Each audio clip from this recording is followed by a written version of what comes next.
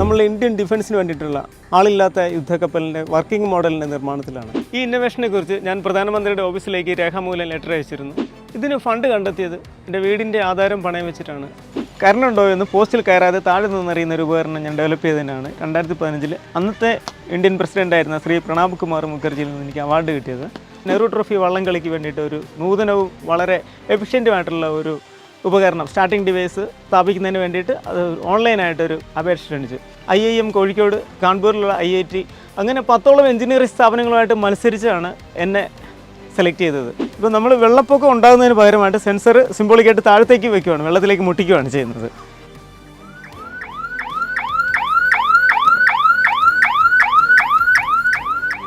എൻ്റെ പേര് ഋഷികേഷ്, ആലപ്പുഴ ജില്ലയിലെ മുഹമ്മയാണ് സ്വദേശം.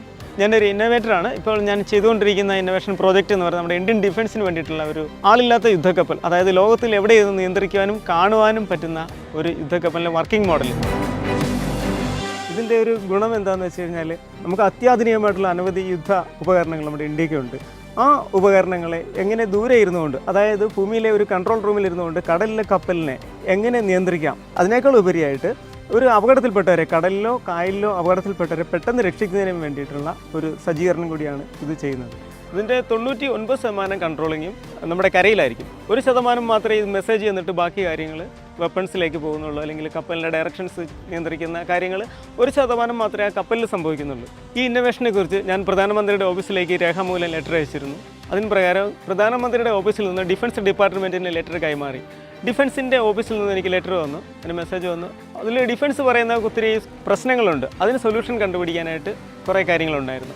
അതുകൂടാതെ ഉണ്ട് നമ്മൾക്ക് എന്താണോ ഐഡിയ ഉള്ളത് അത് അവതരിപ്പിക്കാനുള്ള ഒരു പ്ലാറ്റ്ഫോം കൂടി അവിടെയുണ്ട്. ഡെയർ ടു ഡ്രീം എന്നാണ് വെർഷൻ്റെ പേര്. അപ്പോൾ ഡെയർ ടു ഡ്രീം 3.0 എന്നുള്ള ലേറ്റസ്റ്റ് വെർഷനിൽ ഞാൻ ഈ കാര്യങ്ങൾ അവതരിപ്പിച്ചിട്ടുണ്ട് ഓപ്പൺ കാറ്റഗറിയിൽ. ഓപ്പൺ കാറ്റഗറി ആയതുകൊണ്ട് തന്നെ പറഞ്ഞിരിക്കുന്ന ആശയം പ്രവർത്തിപ്പിച്ച് കാണിക്കേണ്ടതും കൂടിയുണ്ട്. ഇതിന് ഫണ്ട് കണ്ടെത്തിയത് എൻ്റെ വീടിൻ്റെ ആധാരം പണയം വെച്ചിട്ടാണ് 3 ലക്ഷം രൂപ കിട്ടിയത്. മുഹമ്മ കോപ്പറേറ്റീവ് ബാങ്കിലാണ് പണയം വെച്ചിരിക്കുന്നത്. ഇതിൻ്റെ ഇപ്പോൾ നമുക്ക് ചിലവായിരിക്കുന്നത് ഏകദേശം 20 ലക്ഷം രൂപയോളം. നമ്മളകത്ത് ഇതിൻ്റെ ഒത്തിരി കാര്യങ്ങൾ, കപ്പലിനുള്ളിൽ തന്നെ ഒത്തിരി ഇലക്ട്രോണിക് സെൻസേഴ്സ് ഉണ്ട്. അതുകൂടാതെ ഗ്രൗണ്ടിൽ ചെയ്യാനുള്ള കാര്യങ്ങൾ ഞാൻ റൂമിൽ ഞാൻ വെച്ചിട്ടുണ്ട്. ഡിഫൻസിൻ്റെ കാര്യമായതുകൊണ്ട് നമുക്കതൊന്നും പുറത്തു വിടാൻ പറ്റത്തില്ല. ഇനി നമുക്ക് വേണ്ടത് ഏകദേശം ഒരു 20 ലക്ഷം രൂപയോളം ഉണ്ടെങ്കിൽ മാത്രമേ ഇതിന് പൂർത്തീകരിക്കാനായിട്ട് സാധിക്കുകയുള്ളൂ. ഏകദേശം 40-45 ലക്ഷം രൂപയോളം അതിന് ചിലവ് വരുന്നതാണ്. ഇത് ഞാൻ ഉണ്ടാക്കിയതിന് ശേഷം നമ്മൾ പിന്നീട് നിർമ്മിക്കുകയാണെന്നുണ്ടെങ്കിൽ ഒരു പക്ഷേ ഈ പറഞ്ഞതുപോലെ 45 ലക്ഷം രൂപ ഇപ്പോൾ ഇന്നോവേഷന് വേണ്ടി വരുന്ന സാധനം 10 ലക്ഷം രൂപയ്ക്കുള്ളിൽ നിർമ്മിക്കാനായിട്ട് സാധിക്കും. ഇതൊരു വർക്കിംഗ് മോഡൽ മാത്രമാണിത്. ഇത് നമ്മുടെ ഡിഫൻസിന് കൊടുത്തു കഴിഞ്ഞാൽ ഉറപ്പായിട്ടും അത് നമ്മളുടെ അത്യന്തം ശക്തിയായിട്ടുള്ള DRDO ഇതിനെ ഉപയോഗപ്പെടുത്തുമെന്നുള്ളതാണ് നമ്മളുടെ ഒരു വിശ്വാസം. കാര്യം എന്താണെന്ന് വെച്ച് കഴിഞ്ഞാൽ ഇതിൻ്റെ സാധ്യതകൾ കണ്ടെത്തി കഴിഞ്ഞാൽ അത് നമ്മുടെ രാജ്യത്തിന് പ്രയോജനപ്പെടുമെങ്കിൽ അത് തന്നെയാണ് ഞാൻ ആഗ്രഹിക്കുന്നത്. ഒത്തിരി സംഘടനകളോട് എനിക്ക് ഇൻവെസ്റ്റ് ചെയ്യാമെന്ന് ഞാൻ ചോദിച്ചു. നിങ്ങൾക്ക് ഇൻട്രസ്റ്റ് വരെ തരാം, ഇൻവെസ്റ്റ് ചെയ്യാമോ, അതായത് എനിക്ക് വള്ളംകളിയുടെ റോയൽറ്റി കിട്ടുമ്പോൾ കൊടുക്കാമല്ലോ എന്നുള്ള രീതിയിലാണത്.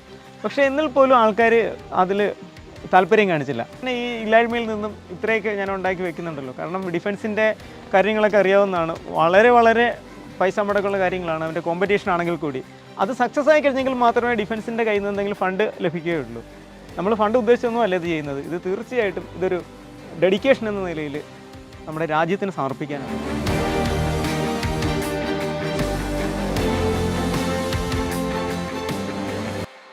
2015 രാഷ്ട്രപതിയുടെ അവാർഡ് കിട്ടിയ ഒരു കണ്ടുപിടുത്തമുണ്ട്. നമ്മുടെ ജീവിതം മാറ്റിമറിച്ചൊരു കണ്ടുപിടുത്തം. അതായത് ഹൈ ടെൻഷൻ ലൈനുകളിൽ കറണ്ടുണ്ടോ എന്ന് പോസ്റ്റിൽ കയറാതെ താഴെ നിന്നറിയുന്ന ഒരു ഉപകരണം ഞാൻ ഡെവലപ്പ് ചെയ്തതിനാണ് 2015 അന്നത്തെ ഇന്ത്യൻ പ്രസിഡൻ്റായിരുന്ന ശ്രീ പ്രണാബ് കുമാർ മുഖർജിയിൽ നിന്ന് എനിക്ക് അവാർഡ് കിട്ടിയത്. ഞാൻ അദ്ദേഹത്തിൻ്റെ ഗസ്റ്റായിരുന്നു ഡൽഹിയിൽ. അങ്ങനെ അതോടുകൂടിയാണ് എൻ്റെ കണ്ടുപിടുത്തങ്ങൾ കൂടുതൽ ജനങ്ങൾ അറിയാൻ തുടങ്ങിയത്. ഇതിനൊക്കെ പ്രചോദനമായിട്ടുള്ള എൻ്റെ അറിവ്, ഞാൻ വായിച്ച അറിവ് തന്നെയാണ്. കാരണം ഞാൻ pre degree second year exam എനിക്ക് എഴുതാൻ പറ്റിയില്ലായിരുന്നു. അപ്പോൾ അതിനെ തുടർന്ന് എൻ്റെ അക്കാഡമിക് വിദ്യാഭ്യാസം അവിടെ മുടങ്ങി. ഇലക്ട്രോണിക്സിൽ കൊച്ചിലെ മേലെ ഒരു കീൻ ഇൻട്രസ്റ്റ് ഉണ്ടായിരുന്നു. വിദേശ രാജ്യങ്ങളിൽ നിന്നും പുസ്തകങ്ങൾ അവിടുത്തെ യൂണിവേഴ്സിറ്റിയിൽ നിന്ന് ഇലക്ട്രോണിക്സ് പുസ്തകങ്ങൾ വരുത്തിയാണ് ഞാൻ പഠിച്ചത്. അങ്ങനെ വിദേശ ബുക്സ് റെഫർ ചെയ്താണ് ഇവിടം വരെ എത്തിയത്.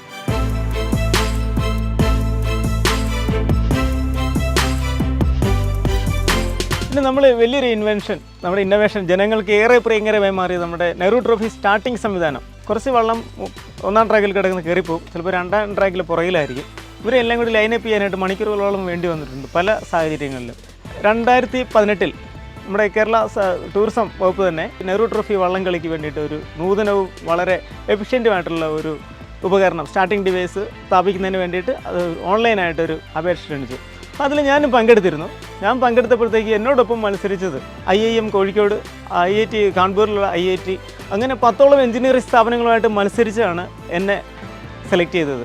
എന്നെ സെലക്ട് ചെയ്യാനുള്ള കാര്യം ഞങ്ങൾ തമ്മിൽ ചിന്തിച്ച വഴികളായിരുന്നു അവിടെ വ്യത്യസ്തമായത്.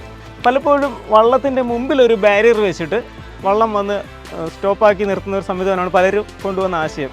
പക്ഷേ ഞാൻ വെച്ചത് വള്ളത്തിൻ്റെ പുറയിൽ അമരത്തിലൊരു ബെൽറ്റ് കെട്ടിയിട്ട് വള്ളത്തിൻ്റെ ബാക്കിൽ നിന്നും പുറകോട്ട് വലിച്ച് നമ്മുടെ ഡിവൈസിൽ ലോക്ക് ചെയ്തിട്ടിട്ട് സ്റ്റാർട്ട് പറയുന്ന സമയത്ത് ഒരു ബട്ടൺ ഞെക്കുമ്പോൾ 4 വള്ളങ്ങൾ, 4 ട്രാക്കിൽ കിടക്കുന്ന 4 വള്ളങ്ങൾ ഒരേപോലെ ലോക്കിൽ നിന്ന് റിലീസ് ആവുന്നത് ഒരു സംവിധാനമാണ് നമ്മൾ ഡെവലപ്പ് ചെയ്തത്. ഇപ്പോൾ നെഹ്റു ട്രോഫി വരികയാണ്, PBL വരുന്നു. അപ്പോൾ CBLനുള്ള നമ്മുടെ ഉപകരണങ്ങളാണ് ഉപയോഗിക്കുന്നത്. കാരണം എന്താണെന്ന് വെച്ച് കഴിഞ്ഞാൽ അന്ന് സ്റ്റാർ സ്പോർട്സ് ആയിരുന്നു ഇതിൻ്റെ പ്രക്ഷേപണ അവകാശം ചോദിച്ചിരുന്നത്. അപ്പോൾ അവിടെ ടൈം സ്ലോട്ട് എന്ന് പറയുന്നത് 1 മണിക്കൂർ ടൈമേ കൊടുത്തിട്ടുള്ളായിരുന്നുള്ളൂ. ഈ 1 മണിക്കൂറിൽ വള്ളങ്ങൾ തീരുമോ എന്നുള്ളത് പലർക്കും ഒരു പേടിയായിരുന്നു. കാരണം മുൻ ചരിത്രം ആവർത്തിച്ച് നോക്കുമ്പോൾ എങ്ങനെ തീരുമെന്നുള്ളതുണ്ടായിരുന്നു. പക്ഷേ പറഞ്ഞ സമയത്തേക്കാളും 10 മിനിറ്റ് നേരത്തെ 50 മിനിറ്റിനുള്ളിൽ റേസ് തീർക്കാൻ പറ്റിയ ഒരു സന്തോഷവും നമ്മൾ ഇതോടൊപ്പം പങ്കുവയ്ക്കുകയാണ്. നമ്മുടെ ഈ ഉപകരണത്തിൻ്റെ മേന്മ കൊണ്ട് ആ കളി 10 മിനിറ്റ് നേരത്തെ തീരാൻ പറ്റി. പൊതുവെ കേരളത്തിൽ ഇന്നോവേഷനെ കുറിച്ച് ഒരു വലിയ സപ്പോർട്ടിംഗ് ഇല്ല. ഇന്നോവേഷനെ കുറിച്ച് വലിയ മതിപ്പുണ്ടെങ്കിൽ പോലും അതിനുള്ള ഫിനാൻഷ്യൽ സപ്പോർട്ട് കുറവാണ് നമ്മുടെ സംസ്ഥാനത്ത്. അതുകൊണ്ട് തന്നെ നമുക്ക് പല ആശയങ്ങളും പ്രാവർത്തികമാക്കാനായിട്ടുള്ള ബുദ്ധിമുട്ടുണ്ട്, പണത്തിൻ്റെ ആയിട്ടുള്ള ലഭ്യതക്കുറവ് മൂലം. കാരണം ഒരു ഇന്നോവേഷന് വേണ്ടി ചിലവാകുന്ന തുക ഞാൻ നേരത്തെ പറഞ്ഞതുപോലെ വളരെ കൂടുതലായിരിക്കും, ഹ്യൂജ് എമൗണ്ടാണ് നമ്മുടെ കയ്യിൽ നിന്ന് ചിലവാകുന്നത്. ഒരു സാധാരണ ഒരു മനുഷ്യനെ സംബന്ധിച്ചിടത്തോളം ഫിനാൻഷ്യൽ സപ്പോർട്ട് ഇല്ലെങ്കിൽ അത് ഇമ്പോസിബിളാണ്. എന്നാൽ പോലും ഞാൻ എൻ്റെ കഴിവുകൾ വെച്ച് എനിക്ക് ലഭ്യമായ തുകകളും ഒക്കെ വെച്ച് ഞാനത് അഡ്ജസ്റ്റ് ചെയ്ത് മുമ്പോട്ട് പോകുന്നുണ്ട്. ഫണ്ട് കണ്ടെത്തുന്നത് എൻ്റെ ഇലക്ട്രോണിക്സാണ് എൻ്റെ ഫീൽഡ്.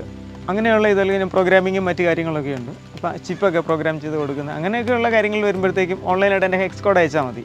അങ്ങനെ പൈസ കിട്ടും. പക്ഷേ അതെല്ലാം ഇതിനു വേണ്ടി ചിലവാക്കപ്പെടുകയാണ് ചെയ്യുന്നത്.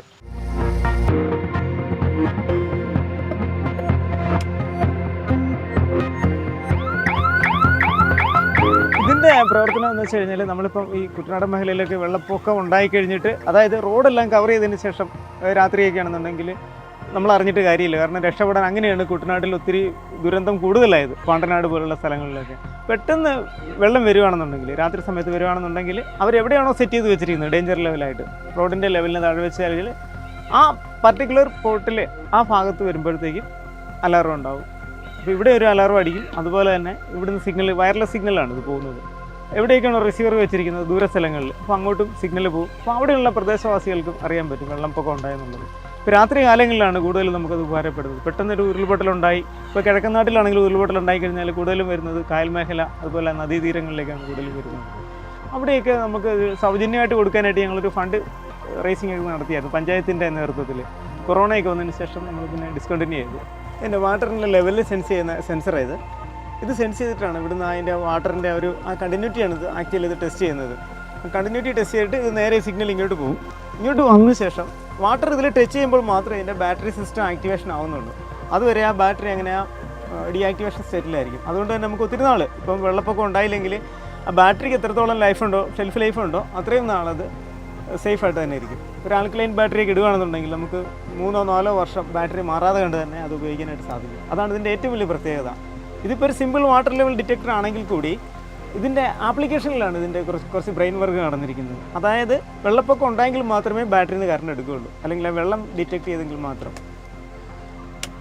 ഇപ്പോൾ സിസ്റ്റം ആക്ടിവേഷൻ ആക്കിയിരിക്കുകയാണ്. ഇപ്പോൾ നമ്മൾ വെള്ളപ്പൊക്കം ഉണ്ടാകുന്നതിന് പകരമായിട്ട് സെൻസർ സിംബോളിക്കായിട്ട് താഴത്തേക്ക് വയ്ക്കുകയാണ്, വെള്ളത്തിലേക്ക് മുട്ടിക്കുകയാണ് ചെയ്യുന്നത്.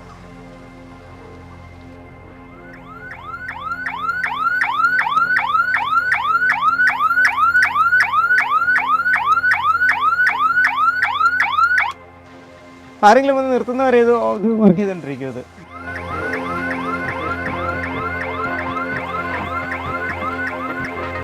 നമ്മൾ അടുത്ത് തന്നെ തിരുവനന്തപുരത്ത് ലൈൻ കമ്പി പൊട്ടി വെള്ളത്തിൽ വീണിട്ട് ഒരു സ്ത്രീയും ഒരു പത്രവിതരണക്കാരനും അദ്ദേഹമാണെന്ന് തോന്നുന്നു, അവർ രണ്ടുപേരും മരിച്ച്. അതിനെ തുടർന്ന് ഞാനൊരു ഡിവൈസ് ഉണ്ടാക്കി. ലൈൻ കമ്പി പൊട്ടി വെള്ളത്തിൽ വീഴുന്നതിന് മുമ്പ്, അതായത് അന്തരീക്ഷത്തിൽ വെച്ച് തന്നെ വൈദ്യുത ബന്ധം വിച്ഛേദിക്കപ്പെടുന്ന ഒരു സംവിധാനം ഉണ്ടാക്കിയിട്ട് KSEBയുടെ അതിൻ്റെ സുരക്ഷാ വിഭാഗം പരിശോധിക്കുകയും അത് വളരെ ഗുണനിലവാരമുള്ളതാണെന്ന് കണ്ടെത്തുകയും അതിൻ്റെ തുടർ നടപടികളായി KSEB കൊണ്ടുപോയെങ്കിലും പിന്നെ ഒന്നും ഉണ്ടായിട്ടില്ല അത് ഇന്ന് വരെ.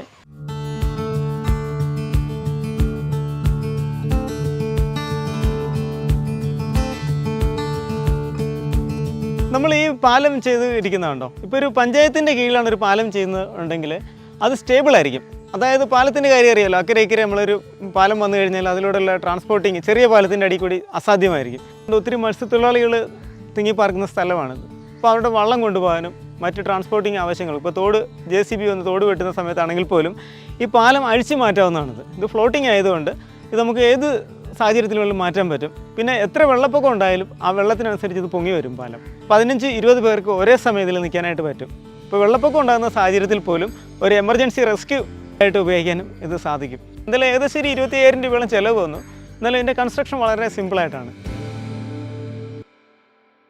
2017 തോമസ് ഐസക് സാറ് ധനകാര്യമന്ത്രിയായിരുന്നപ്പോൾ എനിക്കൊരു സപ്പോർട്ടിങ് എന്ന നിലയിൽ 2 ലക്ഷം രൂപ KFCയിൽ നിന്നും സാമൂഹിക സുരക്ഷിതത്വ ഫണ്ടിൽ നിന്നും അദ്ദേഹം തന്നു. അതാണ് സർക്കാരിൽ നമുക്ക് കിട്ടിയിരിക്കുന്ന ഏക ഒരു ഇത്. പക്ഷേ ഇപ്പോഴും ലക്ഷക്കണക്കിന് രൂപയാണ് ഓരോ ഇന്നോവേഷന് വേണ്ടി എനിക്ക് ചിലവായത്. ഒത്തിരി ഇന്നോവേഷൻസ് ഐഡിയാസ് മനസ്സിലുണ്ട്, പക്ഷേ അത് പ്രാവർത്തികമാക്കി കൊണ്ടുവരാനായിട്ടുള്ള സാമ്പത്തിക ബുദ്ധിമുട്ടാണ് നമുക്ക് പ്രശ്നം. ഇപ്പോൾ ഇത്രത്തോളം എത്തിച്ചത് തന്നെ ഇത് ചെയ്തുകൊണ്ടിരിക്കുന്ന ഡിഫൻസിൻ്റെ കപ്പൽ ഉൾപ്പെടെ ചെയ്തുകൊണ്ടിരിക്കുന്നതിന് വളരെ സാമ്പത്തിക ചിലവുള്ള ഒരു കാര്യമാണിത്. അപ്പം അത് പൂർത്തീകരിച്ചതിന് ശേഷം മാത്രമേ അടുത്തതിലേക്ക് പോകാൻ പറ്റുള്ളൂ. എങ്കിൽ കൂടി ഇതിൻ്റെ പൂർത്തീകരണം തന്നെ ഇപ്പോഴും അനിശ്ചിതാവസ്ഥയിലാണ്, ഫണ്ടിങ് ഇല്ലാത്തതുകൊണ്ട്. സർക്കാർ സംവിധാനങ്ങളോ അതുപോലുള്ളൊരു കൂട്ടായ്മയിലൂടെ മാത്രമേ ഇത്തരം കാര്യങ്ങൾ പ്രൊമോട്ട് ചെയ്യാൻ പറ്റുള്ളൂ. ഇപ്പോൾ എൻ്റെ കാര്യം മാത്രമല്ല ഞാൻ ഉദ്ദേശിക്കുന്നത്, ഇപ്പോൾ പൊതുവിൽ ആര് ഇങ്ങനെ ഒരു മുമ്പോട്ട് വന്നാലും അവരുടെയൊക്കെ കഴിവുകളെ പ്രൊമോട്ട് ചെയ്യാൻ വേണ്ടിയിട്ട് ഒരു ഫണ്ടിങ് സംവിധാനം ഉണ്ടാവേണ്ടതാണ്.